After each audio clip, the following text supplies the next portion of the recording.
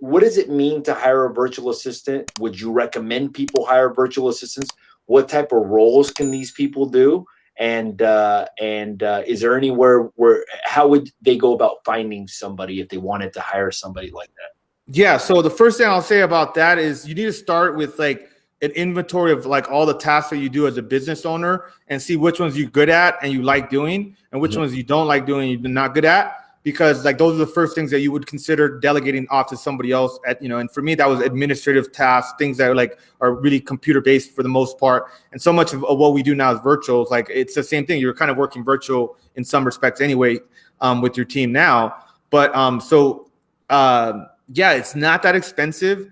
So like say, for example, you're earning $20, $30 an hour. Well, then you can afford to like pay someone $5-10 an hour in another country to free up more of your time to do what you do well and that you do well, that you do good. And that is income producing activity or some type of problem solving in your business. Because if you're not actively doing those two things, then you're not going to, move forward typically. And that's what happens a lot of times with us, entrepreneurs. We get boggled down with stuff that drains our energy. Like, I mean, I'm not the details guy. Someone asked me earlier, like, oh, this detailed thing about our direct mail campaign. I was like, I don't even know.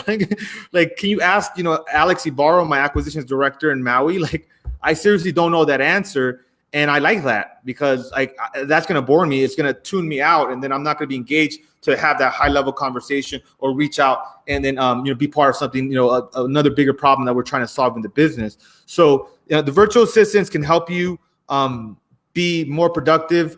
It is management intensive at times. So you do have to keep a close eye on them. You do have to train them well. So it's not like they just start and then like all of a sudden they just build massive value in your business and life. You really have to train them. You really have to onboard them. If you don't, I mean, that's just like with any employee. You have to find out again, are they trying to be here long-term? Because there is kind of a lot of turnover in like virtual assistants as well. And I don't know if that's happened to you, but it's one of those businesses that unfortunately it does have a high turnover ratio. So imagine training somebody for like a month and then they just take off. So you really want to make sure that these people are going to be with you, hopefully for a mid to long term. And that way you're not costing you a lot of time to train them.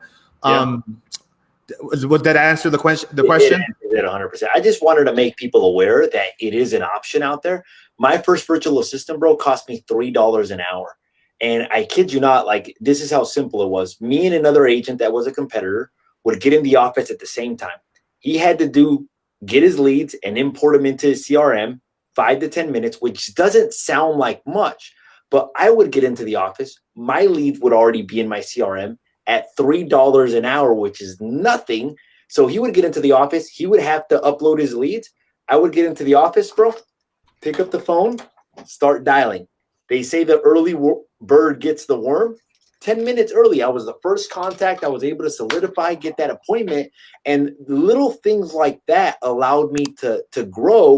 Not only that, but I didn't want to be rushing in the morning, like, oh, I got to do this, or it just made my life a lot simpler. And you can do that, and you can do it because we're in a global world now where there's no barriers with the internet anymore.